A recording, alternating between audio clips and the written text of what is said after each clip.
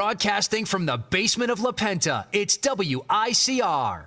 Hello, everyone. Welcome back to the Sports Vault Jersey. Joe Archino back here, and we really haven't had a ton of examples in radio history of perfect radio because perfection is hard to find, but if you needed to find something that's as close to that word as you could ever get, I think it was Mike and the Mad Dog back in their 19-year run. And we kind of got to relive that a little bit yesterday as we heard the two of them at their reunion show, and it really was well done. 8 o'clock to 11 o'clock. Just they had some great guests on. They had Van Gundy on there. They had Tom Coughlin on there. They had Joe Torre on there. Really some of the guys who made them who they were. And I think you just got such a nice glimpse of what made those two so special during that show last night. And it's one of those things where it's simple what makes them so special, and it's conversational. When you listen to the two of them talk, it's like you're just having a regular conversation with a buddy. Now, that's easier said than done, but the two of them, it's just so seamless the way that they talk with each other. At the end, when they were closing the show out, maybe the last 6 minutes, they talked about Tiger Woods, they talked about golf, and that little 4-minute chat they had closing out the show, I think is what defines what makes the two of them so special. It's one of those things where it's so effortless and they're fearless. And more than anything, when you're fearless about something, it brands you as something special because we know the way that the industry works. People are afraid to sometimes go out there and give their full opinion because they don't want to get people upset. They don't want to hurt upset sponsors. They don't want to get the upper-level management people against them. But that's one thing the two of them have always really prided themselves on. And you even heard them kind of say when they were reminiscing that one of their proudest moments was when there was the TV deal going on, the fight between the Yankees and the Yes Network, between cable and Yes, and all of that stuff, and how they didn't side with who was giving them their paychecks. And I think that kind of is another example of the fearless nature. What makes those guys as special as they were. It's not something everyone has the stomach to do, but it's something that they certainly did. And I think you just go back and you look at those guests from yesterday. I mean, the conversations with Tom Coughlin, the ones with Joe Torre, all of the guests that they talk to, there's that New York feel to them where they're not hiding anything. They're there to give you the honest truth. I mean, and Tom Coughlin right off the bat was the one who set that off. And you could tell Tom wasn't happy with the way that things ended with the Giants. He expected to retain a role in some capacity with them.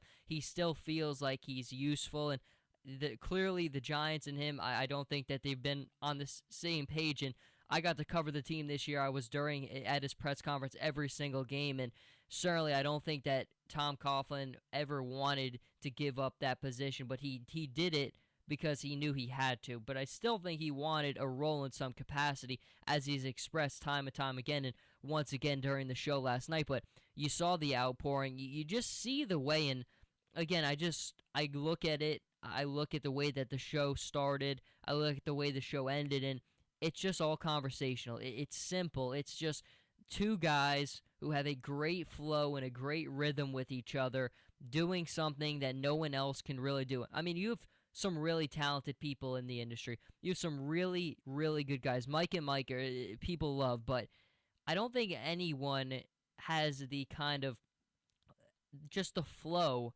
of doing a show like Mike and the Mad Dog did. I mean, because they're edgy. They're not afraid. Mike and the Mad Dog, for as good as they are, they don't have that same fearless element that Russo and Francesa had. The two of them, they would fight. There was drama.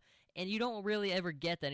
Mike and Mike is all positivity. It's all great, and it's great content. There's nothing wrong with it, but we're humans, and human nature is attracted to drama. We're attracted to emotion. We're attracted to when people like to find little controversial stories. And I think certainly more than anything, when you look at the two of them, Francesa and Russo, they were never afraid to take a stand, to make their opinion felt, even if it wasn't popular.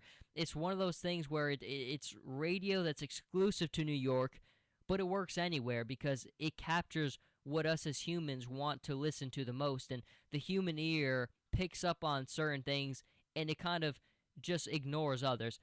But when you listen to Frances and you listen to Russo, as we did once again last night, it was just recapturing what was special and what to me is the example of perfect radio. And again, perfect radio is so hard to find, but Mike and the Mad Dog, to me, is perfection. It's radio perfection because it's conversational.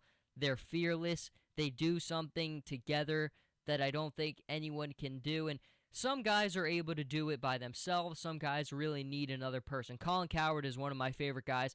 He's perfect by himself. I don't think if you added another heavy contributor to his show, it'd be the same. Yes, he has guests. Yes, he has a small contributor, but he is a guy who needs to be by himself to be at his best. And Francesa is one of those rare guys where he really can go both ways. He is an incredible listen by himself. He's so good to listen to.